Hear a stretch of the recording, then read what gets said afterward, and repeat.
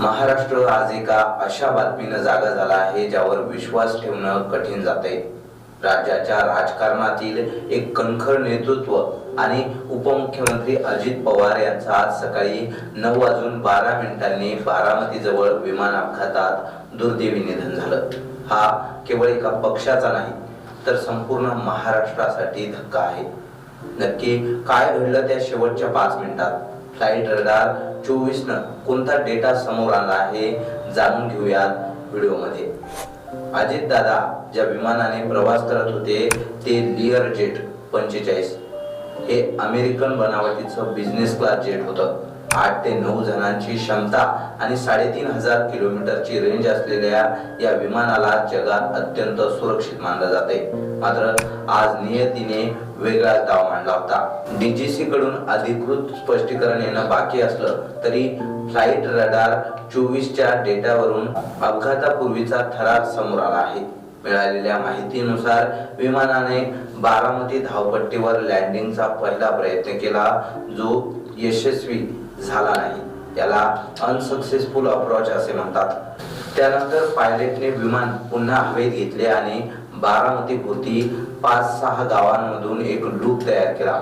देऊळगाव रसाळ गावच्या जवळून विमान पुन्हा एकदा लँडिंग साठी वळले। याला सेकंड अप्रोच म्हटलं जातं। फ्लाइट रडारच्या मॅपवर दिसते की यावेळी विमानाने एक शार्प टर्न अतिशय तीव्र वळण घेतला।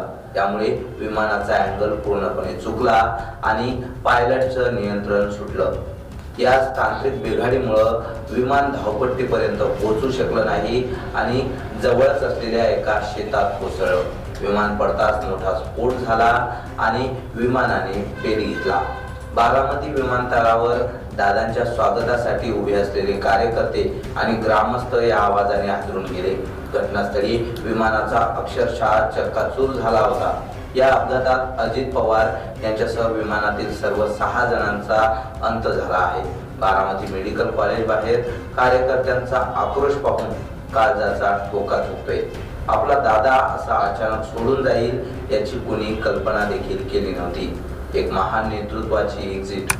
1991 च्या खासदारकीपासून सुरू झालेला हा राजकीय प्रवास आज बारामतीच्या मातीतच संपला। जलसंपदा, अर्थ आणि नियोजन अशा महत्वाच्या खात्यांना आपल्या शिस्तीचा धाक लावणारा एक कर्तव्यदक्ष नेता आज आपण गमावला आहे। महाराष्ट्राच्या इतिहासातील हा सर्वात मोठा आणि दुर्दैवी अपघात ठरला आहे। अजितदादांच्या या जाण्याने महाराष्ट्राच्या राजकारणात कधीही न भरून निघणारी पोकळी निर्माण झाली आहे। या भीषण अपघाताबाबतच्या पुढील अपडेटसाठी चॅनलला सबस्क्राईब करा। अजितदादांना तुमची श्रद्धांजली कमेंटमध्ये नक्की द्या। पाहत रहा आधुनिक केसरी। जय हिंद, जय महाराष्ट्र।